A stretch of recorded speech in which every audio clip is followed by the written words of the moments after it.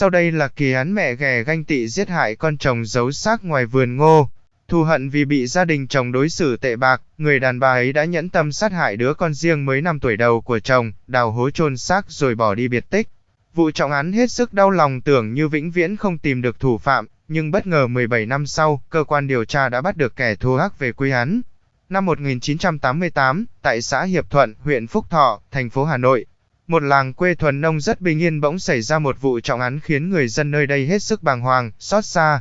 Ngày 19 tháng 5 năm 1988, cháu Nguyễn Văn Hợp, 5 tuổi là con trai của anh Nguyễn Văn Nhân bỗng dưng mất tích.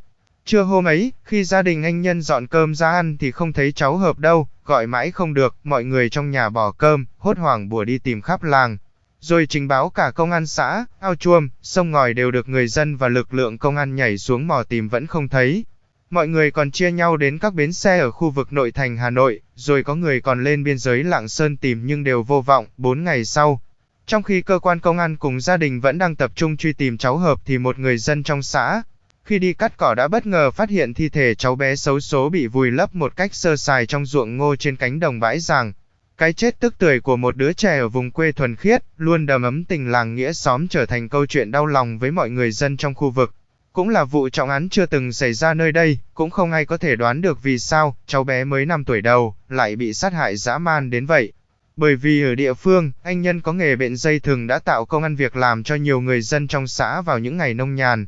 Hàng của anh cũng luôn được bán với giá ưu đãi cho người dân xung quanh. Trong cuộc sống hàng ngày cũng như trong công việc kinh doanh, anh Nhân là người sống hòa nhã, không có mâu thuẫn thù tức với ai đến nỗi người ta phải xuống tay với cháu bé vô tội con anh. Cuộc sống gia đình anh cũng khá yên ả, không có mâu thuẫn gì quá lớn. Sau khi chia tay với người vợ đầu là mẹ cháu Hợp, anh Nhân lấy người vợ sau tên là Nguyễn Thị Sâm qua mai mối.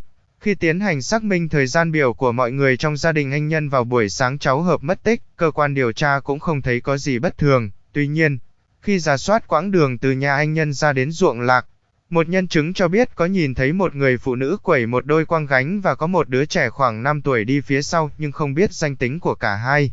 Một nhân chứng khác cũng cho biết nhìn thấy chị Sâm, mẹ kế của cháu Hợp gánh một đôi thúng rất nặng đi về phía bên kia đê. Đại tá Đinh Công Dụng, trưởng CAH Thanh Oai, Hà Nội, người thụ lý vụ án khi đó, nhớ lại, sau khi khám nghiệm tử thi cho thấy, cháu Hợp tử vong do bị ngạt thở và chấn thương sọ não. Qua khám nghiệm hiện trường, khám nghiệm tử thi, cơ quan điều tra xác định đây là vụ giết người man dợ rồi giấu xác cháu bé ngoài cánh đồng.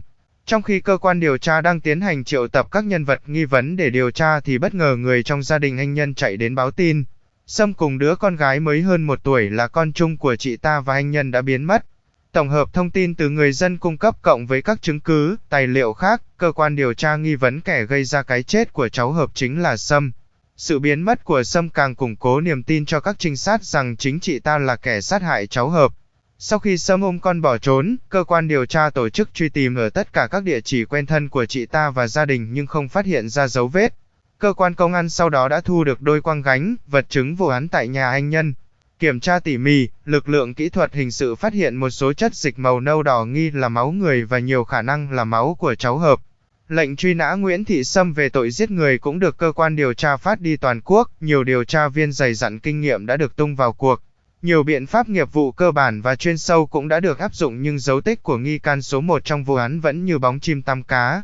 17 năm sau, nghĩa là đã xuyên qua 2 thế kỷ 20 và 21, vào năm 2005, bất ngờ cơ quan điều tra nhận được một cú điện thoại gọi đến. Một phụ nữ giấu tên tuổi, địa chỉ của mình ở đầu dây cung cấp thông tin, có một phụ nữ tên Thanh, quê ở Hiệp Thuận, Phúc Thọ, hình như bị truy nã về tội giết người. Hiện sinh sống ở thôn Kình Nhượng, xã Vĩnh Hòa, huyện Phú Giáo, tỉnh Bình Dương, vụ trong án chưa có lời giải gần 20 năm trước được lật lại. Các điều tra viên đã lập tức vượt hơn 2.000 cây số vào Nam, chia nhau theo dõi người phụ nữ tên Thanh. Các trinh sát phát hiện, mặc dù Thanh có cuộc sống khá ổn định, yên bình bên người chồng hiện tại và đàn con, nhưng chị ta thường xuyên đi chùa và mỗi lần đứng trước tượng Phật đều khẩn cầu rất lâu, dường như muốn sám hối một điều gì đó. Phải rất dày công đeo bám sau đó, các trinh sát mới khẳng định, Thanh chính là Nguyễn Thị Sâm. Khi thấy công an ập vào nhà, biết không thể chối cãi, Nguyễn Thị Sâm đã nhanh chóng nhận tội.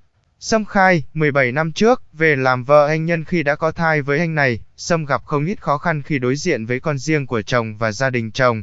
Sâm cho rằng mình bị gia đình chồng ngược đãi, nhiều lần còn bị chồng đánh vì những ứng xử không khéo léo. Sáng hôm xảy ra vụ việc, khi đi bón lạc trồng ngoài đồng, Sâm gặp cháu Hợp đang tha thẩn chơi một mình ở đây, thấy Sâm, cháu Hợp mè nheo đòi theo ra đồng. Quát mắng, đuổi về nhà nhưng cháu Hợp không chịu nghe, tức mình, Sâm tát cháu bé một cái khá đau khiến cháu òa lên khóc nức nở. Sợ cháu Hợp sẽ về mách bố mẹ chồng và chồng, Sâm móc trong túi ra một nắm ngô rang dỗ dành nhưng cháu vẫn khóc. Bực tức cộng với lòng căm ghét khiến Sâm đã ra tay sát hại cháu bé, bình tĩnh cho thi thể cháu Hợp vào rổ rồi gánh ra ruộng ngô trên cánh đồng bãi ràng, chôn giấu xác cháu Hợp. Phù hít cây ngô khô lên trên, khi thi thể cháu Hợp được phát hiện. Biết sớm muộn gì tội ác cũng bị lộ tẩy nên Sâm gói ghém một ít tư trang rồi bế đứa con gái mới hơn 1 tuổi ra ga Hà Nội. Lên tàu trốn vào thành phố Hồ Chí Minh, sau đó, hai mẹ con Sâm tìm đến Vĩnh Hòa, Phú Giáo, Bình Dương, Sâm lấy tên là Thanh rồi bịa ra một kịch bản khá bi thương.